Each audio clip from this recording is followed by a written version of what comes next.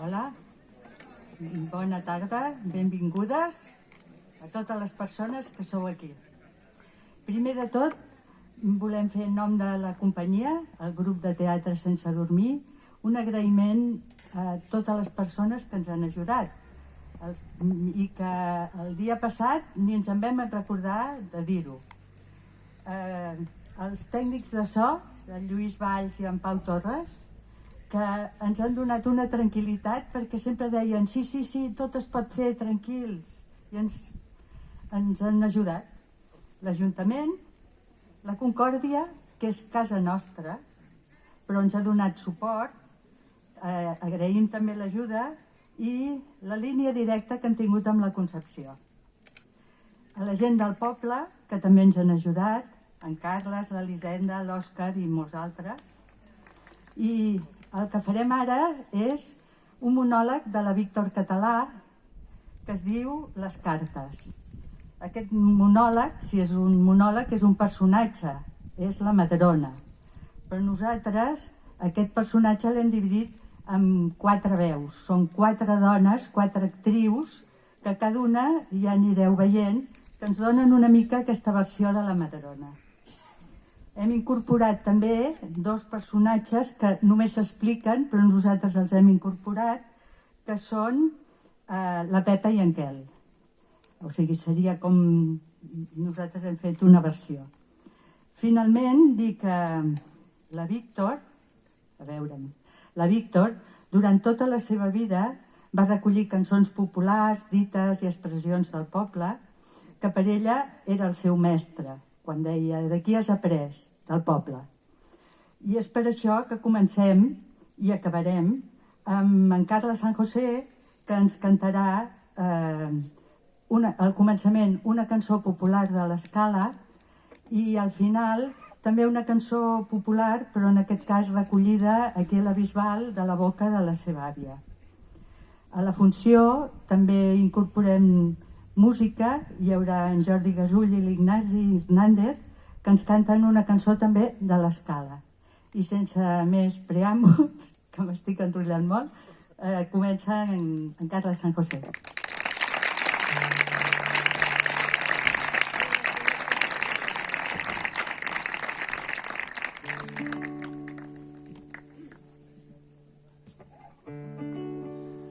Quan jo n'era petiteta i em plorava de tristor, la meva mare pobreta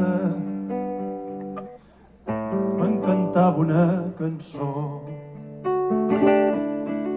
A l'hivern a les vesprades anava l'àvia filant,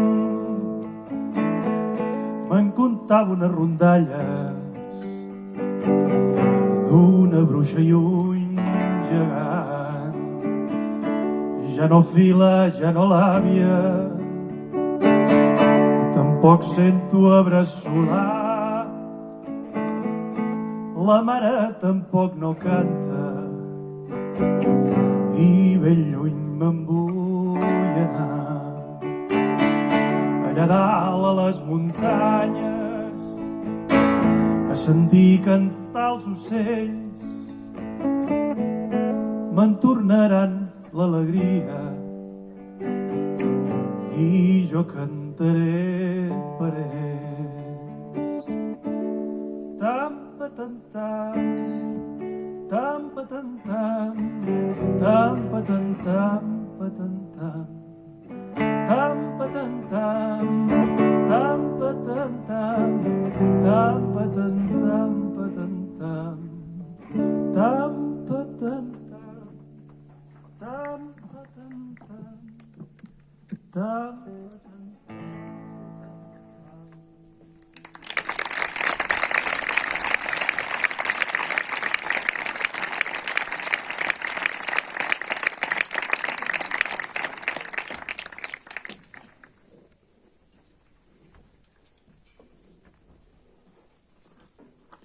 Estimades senyores i, d'alguna manera, estimats senyors, la nostra companyia voldria correspondre al favor constant que el públic ens dispensa Per aquest motiu hem decidit donar més varietat als espectacles, assajant representacions d'art, que en podríem dir natural. Art natural, art espontani, art sense artifici. Avui, després de molts de dubtes i vacil·lacions, animats de la millor intenció i convençuts que estem regenerant el gènere, vivificant nous elements a la nostra decaiguda i maltractada escena, dintre de les nostres modestes possibilitats, esclar. Avui, deia, tenim el gust d'oferir aquí, en aquest parc infantil de Sant Sadurní de l'Heura, que està tocat per la tramuntana i que encara no té nom, els oferirem la primera mostra d'aquest art, incidental, gairebé inconscient, natural. Esperem que, si al llarg de la representació observen alguna deficiència, cosa que podríem esperar perquè no és res més que una prova, ens voldríeu dispensar. I tenint en compte les nostres bones intencions absolutament desinteressades en pro de l'art, del públic en general i de tots nosaltres. Som conscients que abans de l'espectacle ens caldria fer una conferència explicativa per exposar extensament les raons i els fonaments de la nostra proposta. Però tal vegada això seria una mica massa carregós i ens en podríem estalviar. A més, confiem plenament en la vostra benevolència. I etcètera, etcètera, etcètera.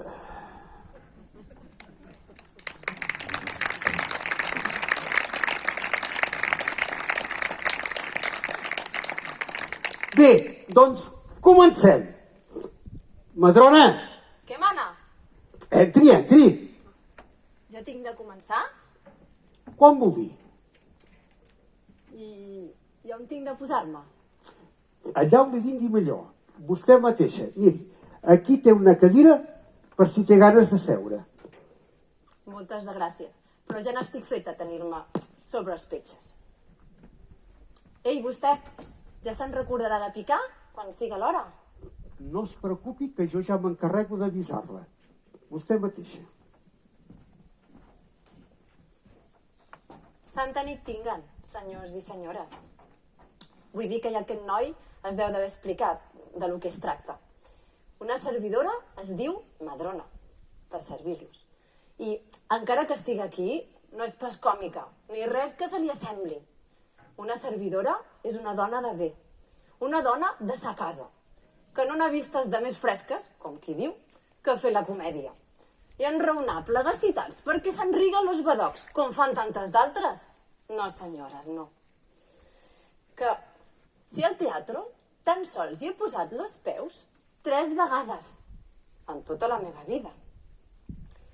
La primera me'n recordo com si fos avui, quan tenia 17 anys. La diada del sant del meu amo, l'amo de la revenderia, que al cel sia. Ai, per cert, que vaig moure un avalot allà dins, que per poc me n'entrauen a fàstics i empentes.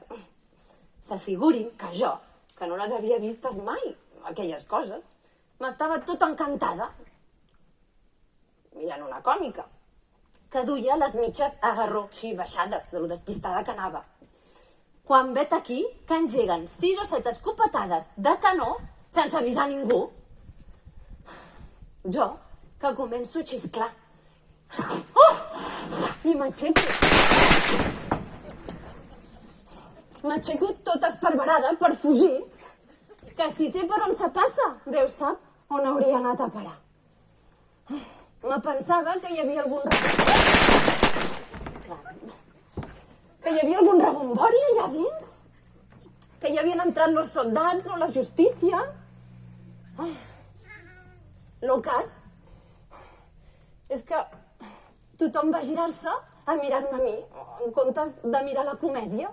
I veient-me tan espantada i que no sabia el que em feia, van començar amb uns tants xiulets i crits i bulla que eixordaven. La mestressa estava tan sufocada que se li haurien encès un misto a les galtes. I l'amo, més cremat que un cabo de reialistes, m'aguantava així per fer-me tornar a seure. Mirant-me a l'inrevés i amb una tal malícia que jo em penso que si no va donar-me una morma, va ser perquè guaitava tanta de gent. Després, tota la nit, amb una mala cara,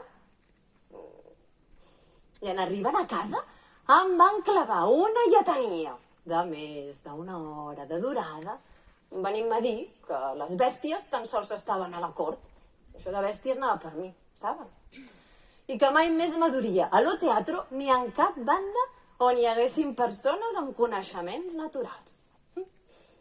I com de fet no hi vaig tornar a lo teatro. Fins al dia en què ens casàrem amb en Quel.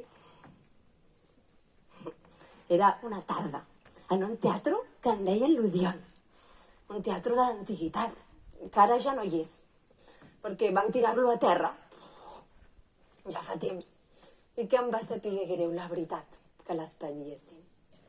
Perquè jo em deia, aquí és on t'hi has divertit més i on hi has vist la comèdia més bonica. Perquè, saben, així és com la primera vegada. No vaig fer més que patir i estar amb el cor arronsat. La segona va ser l'inrevés. Donava gust de veure-la. Sobretot quan van atonyinar aquell frare, que la cuenta n'havia fetes de verdes i de seques. Era un homenassàs com un Sant Pau, que amb la cara ja pagava. Duia un ventre així. De seguit, tothom li va agafar una tírria.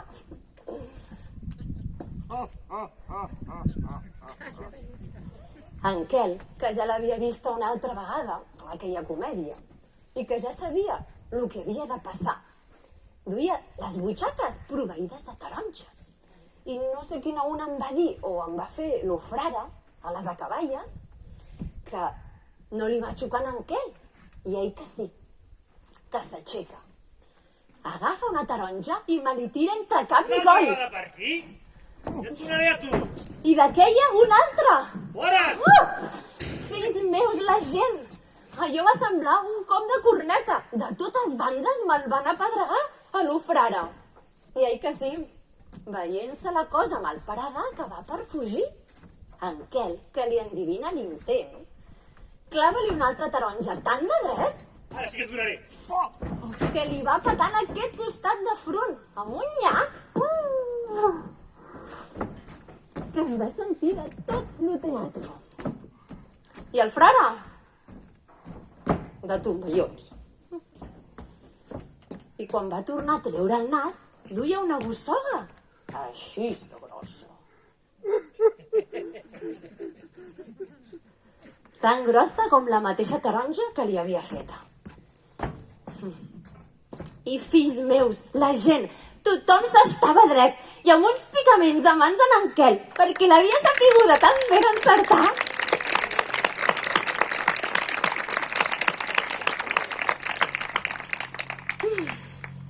Ai, senyor, i què em fa de temps d'això?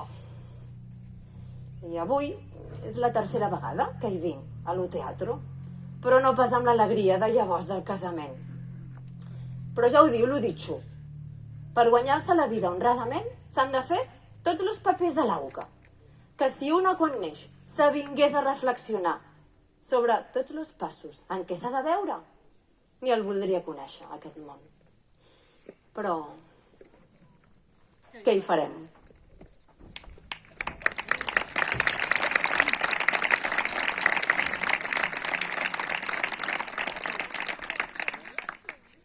Perquè una servidora no és pas de Barcelona.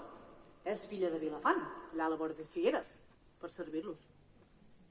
La mare ja m'hi va fer anar 8 mesos a costura, però com que la senyora mestra era més sorda que una parola, la veritat, li dèiem el que volíem. La lletra d'estampa, per això, ja la vaig arribar a aprendre. Coneixia quasi bé totes les lletres grosses, i de les petites, totes les que s'hi retiraven a les grosses. Ara, el que diu confegir, no senyors. Només ne sabia la noia de Cal Ferrer, que deien que la volien fer tirar per mestra d'ensenyança. Aquella noia també sabia. Les 3 partes del mapa. El que és hablar de l'aritmètrica fins al capdavall de la primera plana. El 2 i 2 fan 4. I la mostra del confit en punt de mitja. Ui, moltes, ne sabia de coses aquella noia, moltes. Era tan escoterida. El senyor rector deia: diu'ns en guard que arribi a ser un noi, com el cap que tenia hagués sigut la riquesa de Cal Ferrer. Més jo no. Jo no hi tenia pastaleia amb aquelles coses. La lletra, encara, com aquell. Més el que diu l'escriure. No vaig pas poder entrar-hi de cap de les maneres. Així és que volia fer un pal. M'entrebancava. I rac! El cartipàs esqueixat i la ploma espuntada. I amb un plomero al capdavall semblava l'escombreta de netejar els fogons. La mare m'ho va fer deixar, perquè deia que era un censal de plomes, i com que ben mirat, la lletra no serveix per guanyar-se la vida ni per res, fora per presumir, doncs se va estimar més que aprengués de fer camises. Vull dir que ja no vaig pas tornar més a costura, perquè als 14 anys ja me van fer venir a servir a la rebenderia, que poc o molt eren parents de casa, i d'estudis prou. Ei, el que diu el ram de la lletra i tots aquests papadineros, que per les altres coses del meu braç, gràcies a Déu, ningú no m'ha passat mai la mà per la cara. Soc capaç de bestreure com qualsevol altre. Que per alguna cosa me va venir a trobar en Quel, per casar-nos. Ja prou que va veure que tindria un bon costat. I a la del bacallaner, que tenia la ratlla de 150 duros de dret, li va dir que no, quan l'ho va fer demanar? Que en Quel Rai, per fer de brújula, no n'hi havia un altre. Abans d'aquell mal pas. I un geni, un bo, com una ametlla d'arenys. Ai, senyor, si estàvem millor que els àngels, nosaltres dos. I encara hi estaríem, si jo no hagués agafat la mania de mudar de pis. Sinó que ja ho diu lo ditxo, quan la carn ha de ser del llop. Res, la planeta de les persones. Però ben mirat, no ho era de mania, no? Ens convenia una casa que tingués safreig, perquè anar fent la poti-poti per allà a la cuina, la roba queda tota confosa, i anar a rentar fora és malgastar temps, i per una treballadora... Per això no vaig callar en Quel fins que no vaig veure el piset que tinc ara. Ni mai que hi hagués anat. Ei, el piset no té un què dir, És bufonet, com un gatet de mames. I sembla talment un palàcio d'aquells de la Mundi, que tot se veu petit, petit. Ai, haguessin sigut tan bons els veïns. O la veïna, la veïna. Els altres estàvem el mateix que una germandor. I amb ella també, abans de conèixer-li la bravada. Per què aquí s'havia d'anar a figurar res? Amb aquella cara tan sèria i aquells aires de senyora tal, que tothom la prenia per llevadora. I amb el supòsit i crèdit que tenien tot el barri. Que cartes que ella tirés... El mateix que els soldats del camp de la bota, que no s'arraven d'un canto de cabell. Vull dir que no tinc pas de perdicar. Ja la devien conèixer, que prou que en tenia d'anomenada la senyora Pepa, la del terç pis de casa. Si fins havia estat 3 vegades a la presó. I moltes, encarada amb la justícia de resultes d'allò de tirar les cartes i de fer cures de gent desenganyada dels metges. Si un metge molt gros, un cardenal, aquell que fa l'atomia de viu en viu les persones, l'havia cridat fins a 7 vegades a la consulta. Això sí, no se li pot pas quitar. Ella podia tenir la seva flaca, ser una déu-n'hi-do. Però pel ram de la sabidoria podia bestreure com la primera que hi hagués. I tocant a parlaria, donava gust de sentir-la. No hauria desdit per notari, no. Si fins sabia enraonar en llatí. No hi componia res al barber del barri que havia fet els estudis a Perpinyà. O l'alcalde, que tenia la senyora de Ceuta, allà a les Castilles. I aquell seguit de paraula. engrescador com un pet de bolero i fi com una confitura.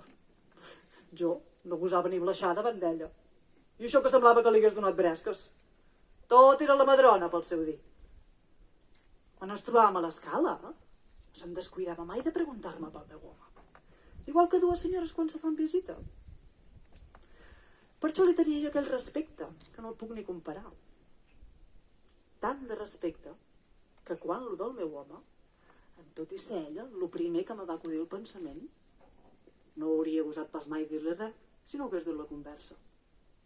Però aquell dia va caure tan rodat.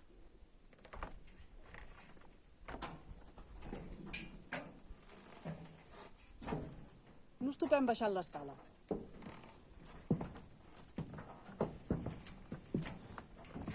Hola, Madrona. Què diu de vos, senyora Pepa? Ja ho pot veure. I vostè? Se'n va a passeig? De bon matí passeig? Digui que guanyaria els diners molt descansada.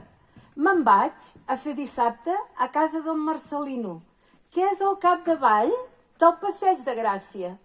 Ah, doncs farem la via plegades. Jo també pujo amunt a treure un nen de les portes de la mort. Què diu ara, senyora Pepa? L'Evangeli, filla. És un cas que els mitges no hi han entès res. Què hi havien d'entendre? Si jo mateixa, fora les cartes, m'hi hauria vist perduda. Figuris, és un nen emmetzinat amb mitja dotzena de perdigons, que se'ls van passar creient-se que eren nissos. Un misteri. El pare és viudo i es vol tornar a casar. I a la cuenta l'altre li fa nosa a la criatura. Ave Maria Puríssima! I com s'ha descobert? Per la